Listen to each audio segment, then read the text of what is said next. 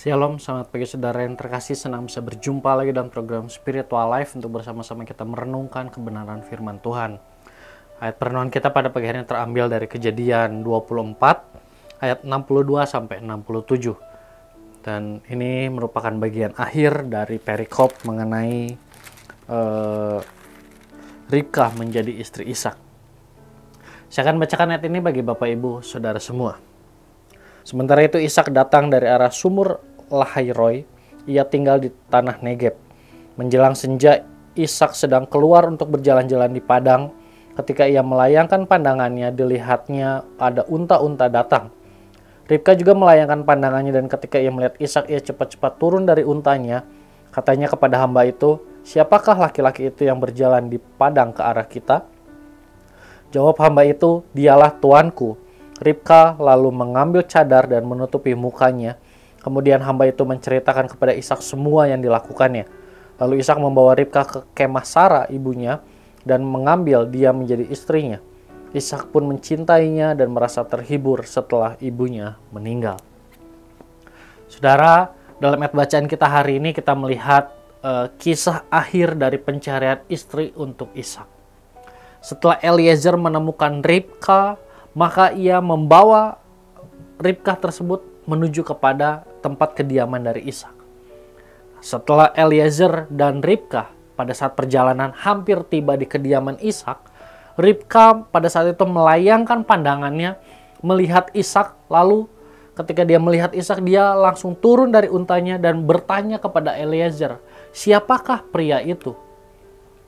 Mengetahui bahwa itu adalah Ishak, maka ia mempersiapkan diri untuk bertemu dengan Ishak dengan menutupi mukanya dengan cadar.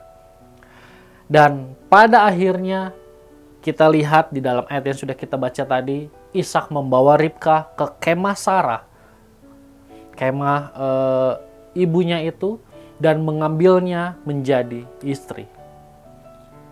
Saudara, melalui kisah ini kita melihat bagaimana proses yang Allah kerjakan dalam mempersiapkan pasangan untuk Ishak.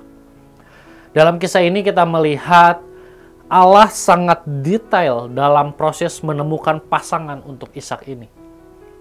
Selain penyertaan Allah, kita juga melihat ketaatan dan kesetiaan Eliezer untuk melakukan perintah Allah dalam kehidupannya. Dan melalui dua bagian ini, maka pada akhirnya kita melihat rancangan Allah tergenapi. Saudara, melalui kisah Ribkah menjadi istri Ishak ini, kita melihat bagaimana Allah terlibat dalam setiap aspek kehidupan manusia, termasuk dalam hal pencarian pasangan hidup. Selain itu, ketaatan dan kepatuhan kepada kehendak Allah juga menjadi kunci agar dapat memahami kehendak Allah di dalam kehidupan kita. Saudara, marilah kita mempercayakan kehidupan kita kepada Allah, karena Allah terlibat di dalam setiap aspek kehidupan kita. Serta respon yang perlu kita lakukan adalah taat dan patuh kepada kehendak Allah. Saudara, marilah kita mengambil waktu sejenak untuk merenungkan firman yang baru saja kita dengar. Saudara, sudahkah kita mempercayakan kehidupan sepenuhnya kepada Allah dengan taat dan patuh pada kehendak-Nya? Jika belum, maka marilah datang kepada Allah melalui doa. Berdoalah meminta ampun kepadanya jika selama ini kita belum mempercayakan kehidupan kita serta taat dan patuh kepada kehendak Allah. Dan buatlah komitmen kepada Allah untuk mempercayakan kehidupan kita serta taat dan patuh kepada kehendak-Nya di sepanjang kehidupan kita.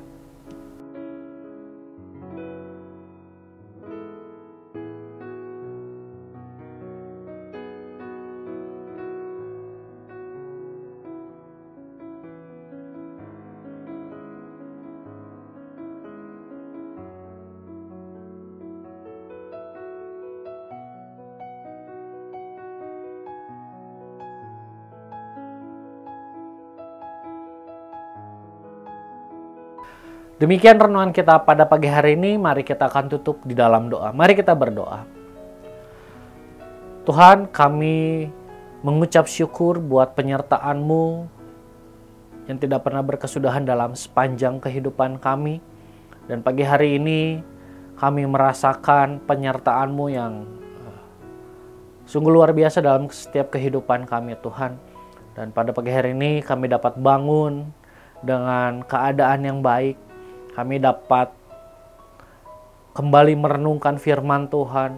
Kami dapat kembali menerima pesan Tuhan melalui perenungan kami pada hari ini, Tuhan. Melalui apa yang kami renungkan hari ini, kami kembali diingatkan untuk setiap kami mempercayakan kehidupan kami sepenuhnya kepadamu, Tuhan.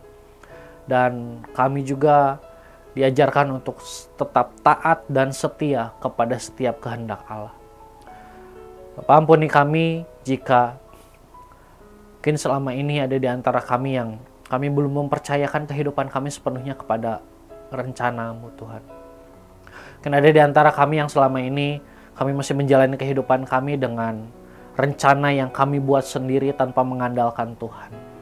Ampuni kami dan ubahlah kehidupan kami sehingga mulai saat ini kami menjadi anak-anak Tuhan yang mempercayai kehidupan sepenuhnya kepada Tuhan. Dan ajarlah kami juga, Tuhan, untuk tetap taat dan setia kepada setiap rancangan Tuhan dalam kehidupan kami. Sehingga pada akhirnya nanti kami dapat melihat sebuah rancangan Tuhan yang luar biasa yang Tuhan rancangan untuk kehidupan kami dapat tergenapi. Terima kasih Tuhan Yesus. Kami berdoa juga untuk aktivitas kami hari ini hanya ke dalam tangan-Mu. Hanya di dalam nama-Mu kami berucap syukur. Haleluya. Amin. Selamat pagi, selamat beraktivitas. Tuhan Yesus memberkati.